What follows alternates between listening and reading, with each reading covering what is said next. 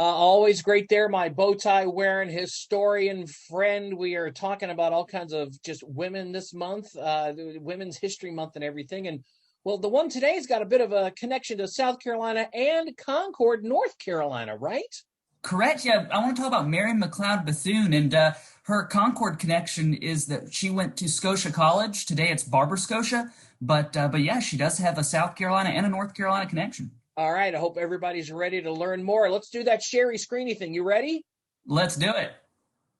So Mary McLeod Bethune was born on July 10th, 1875, on a cotton farm in Maysville, South Carolina.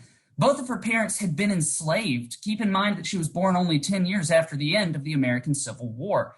In 1893, she graduated from Scotia Seminary, known today as Barber Scotia College in Concord, North Carolina, and she became a teacher. She eventually moved to Florida and opened a school of her own, the Daytona Normal and Industrial Institute. It was a school for young African-American girls. In 1923, the school merged with the Cookman Institute for Men and formed what is known today as Bethune-Cookman University.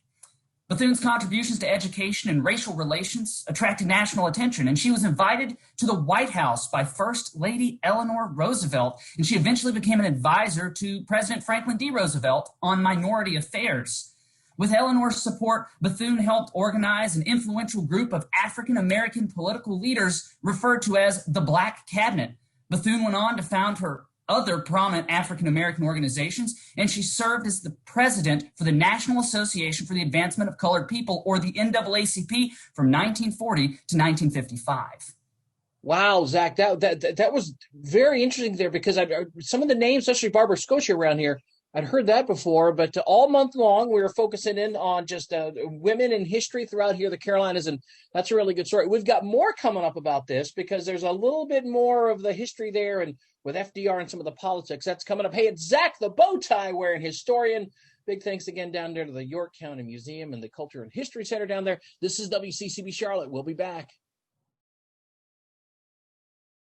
Hey, good morning, Wilson. How are you? I am great. Segment 2 right here where we kind of discuss a little bit. And, well, we were discussing just a great story of a woman here in the Carolinas, but there was a word that you used in there and really kind of a significant moment in history, cabinet. Cabinet, yes. So Mary McLeod Bethune was instrumental in creating what a lot of people refer to as FDR's Black Cabinet. A cabinet is simply a group of advisors that the president has. Ever since George Washington's administration, the very first president, there has been a group of advisors called a cabinet that kind of advises the president before he makes any major decisions. But people of color weren't represented in these cabinets.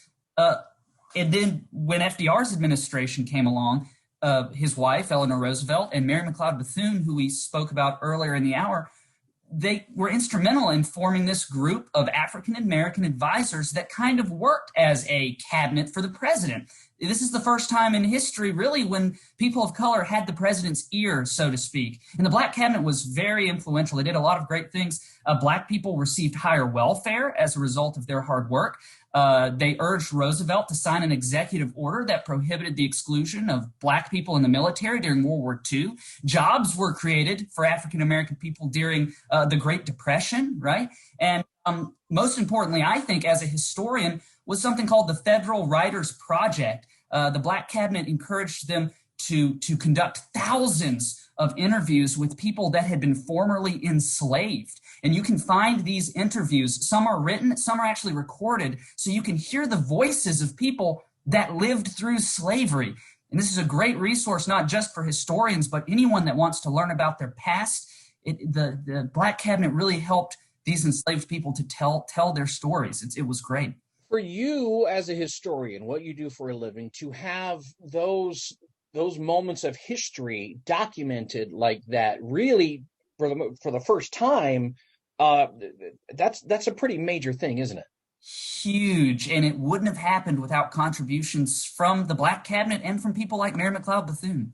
The great stuff right there. I love kind of getting the story behind the story, but also explaining the significance and going back and again, talking about this. She was born, just 10 years after the Civil War, right? And you look at all 10 years. Yeah, Yeah. That's amazing stuff right there.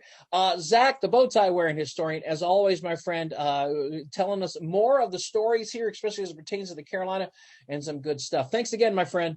Hey, thanks, Wilson. See you next time. Hey, it's Wilson's World Homeschool, WCCB Charlotte. We'll be back.